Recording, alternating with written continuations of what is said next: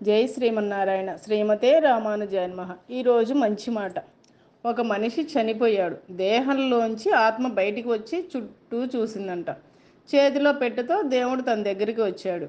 దేవుడు ఇలా అన్నాడు మనిషితో, మానవా, నీ శరీరం పడిపోయింది, ఇక జన్మ ముగిసింది, నాతో పద అన్నాడు.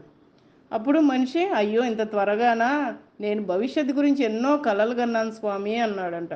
అప్పుడు దేవుడు ఇలా చెప్పాడు, తప్పదు నాయన, నీవు నాతో రావాల్సిన సమయం వచ్చింది అన్నాడంట. అప్పుడు మనిషి, నా కోసం తెచ్చిన ఆ పెట్టె ఇవ్వండి, ఏం తెచ్చారో చూస్తాను అన్నాడంట. దేవుడు అప్పుడు, నీకు చెందినవే ఉన్నాయి, అవి నువ్వు కూడబెట్టుకుని సంపాదించుకున్నవే అన్నాడంట. మనిషి, నావా అంటే నా బట్టలు, డబ్బులు, భూమి పత్రాలు అవా అన్నాడంట. వెంటనే దేవుడు ఇలా అన్నాడు, అవి ఎప్పటికీ నీవి కావు, అవన్నీ భూమివే, ఇక్కడే ఉంటాయి అన్నాడంట. అప్పుడు మనిషి ఇలా అన్నాడు, పోనీ నా జ్ఞాపకాలు ఉన్నాయా దానిలో అన్నాడంట. అప్పుడు దేవుడు ఇలా చెప్తున్నాడు, కాదు, జ్ఞాపకాలు అనేవి కాలానికి చెందినవి, కాల గర్భంలోకి వెళ్ళిపోతాయి అన్నాడంట. అప్పుడు మనిషి, అయితే నా ప్రతిభ ప్రజ్ఞ ఉండి ఉంటాయి అన్నాడంట. అప్పుడు దేవుడు ఇలా చెప్పాడు, అవి పరిస్థితులవి, నీవి కావు అన్నాడంట. అప్పుడు మనిషి, నా స్నేహితులున్నారా ఆ పెట్టెలో అన్నాడంట.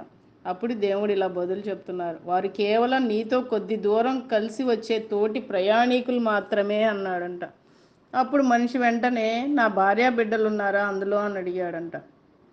అప్పుడు దేవుడు ఇలా చెప్పాడు, వారు నీతో కలిసి ఒక నాటకంలో పాల్గొన్న పాత్రధారులు మాత్రమే అన్నాడంట. వెంటనే మనిషి, అయితే నీ వద్ద ఉన్న పెట్టెలో నా శరీరం ఉండాలి అన్నాడంట. అప్పుడు దేవుడు, తప్పు, ఈ శరీరం ధూళికి చెంది మట్టిలో పడిపోతుంది అన్నాడంట. మనిషి వెంటనే, స్వామి, అయితే నా ఆత్మ ఉందా అన్నాడంట. దేవుడు, ఆత్మ నీదెలా అవుతుంది, అది నాది అన్నాడంట. మనిషి వెంటనే, ఆ పెట్టిలా ఇవ్వు స్వామి అని తీసుకుని తెరిచి చూశాడు. ఖాళీగా ఉంది. కళ్ళల్లో నీళ్లు సుడులు తిరిగాయి. ఆ పెట్టెను, ఖాళీగా ఉన్న పెట్టెను చూసేటప్పటికి.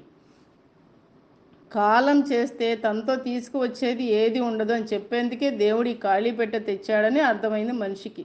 బతికున్నంతకాలం నా వాళ్ళు, అవన్నీ నావే, ఇవన్నీ నాకే అనే ఆశతో, ఆరాటంతో పరుగులు పెడుతూ పరమాత్మ స్మరణ మరిచాను అని దుఃఖితుడయ్యాడంట మనిషి.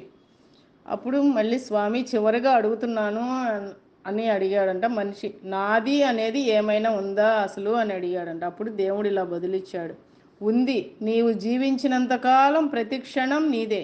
ఆ క్షణాల్లో నీవు ఆర్జించే మంచి చెడు యొక్క పర్యవసనాలు నీకే చెందుతాయి. అందుకే ప్రతి క్షణం మంచిని పంచాలి, పెంచాలి, భగవన్నామ స్మరణ చెయ్యాలి, పశ్చాత్తాపులను క్షమించాలి, తోటివారి నుంచి మనకు సంక్రమించే భావాలను ఆనందించాలి, మానవ సేవ మాధవ సేవ అని గుర్తించాలి, జీవించాలి అని చెప్పాడు దేవుడు.